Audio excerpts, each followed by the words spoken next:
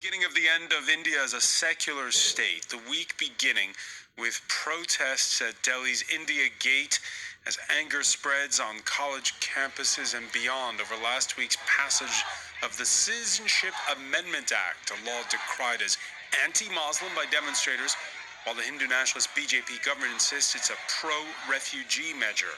The move to offer a path to citizenship for religious minorities from three nations, Pakistan, Afghanistan, and Bangladesh, now faces court challenges.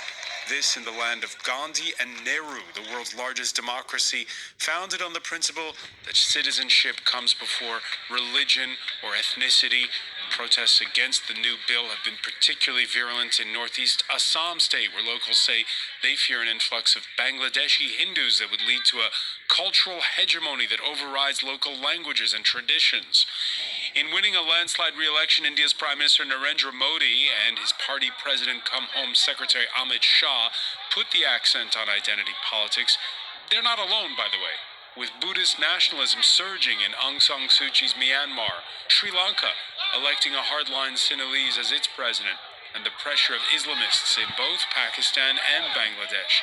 Why is this brand of politics the winning ticket, it seems, these days? Today in the France 24 debate, we're asking if the Citizenship Act is a turning point for India. And joining us from New York, Salil Tripathi, whose books include Offense, the Hindu Case, and who chairs the Writers in Prison Committee for the Worldwide Writers Association, PEN International. Thanks for joining us.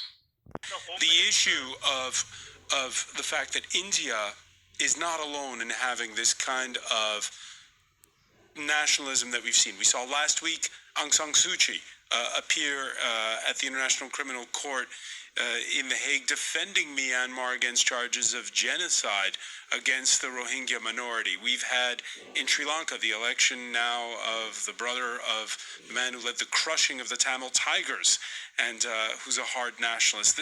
There's a nationalist wave, and that nationalist wave it runs along religious and communal lines, also in places like Pakistan and Bangladesh. Of course, and in many other places as well. The thing is that India has had many fault lines and defaults and violences ever since it became independent. But it never was a religious state. The fact is that so many Muslims decided and chose to remain in India, in the new India, the Republic of India. Now, one of the main assets of the Indian Union was what is called soft power. I mean, India enjoyed a fantastic image worldwide. With the non-aligned movement, the peacekeeping missions, yoga, whatever, everything. All this has been lost just in a few months. And I'm not joking. It's been lost. I think it fell very badly, and I'm not sure they can regain the kind of soft power they had just 1 or 2 years ago.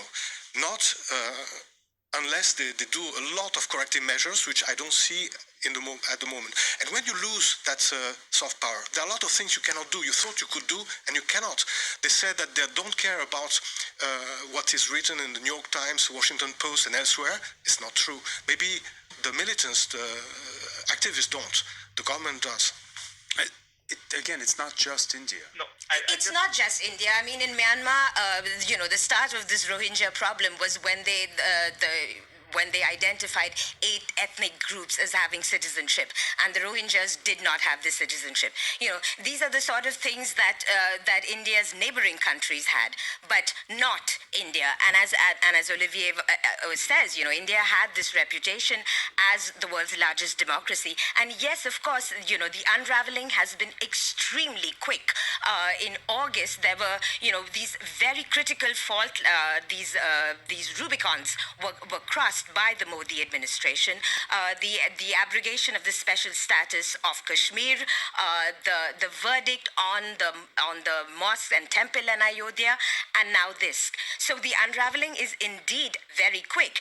And finally, one would not imagine during the non-aligned movement that we would have someone who's an expert on genocide testify before the U.S. Congress talking about, the 10 steps of genocide. This is not the language that anyone would imagine would have been attributed to India. Salil Tripathi.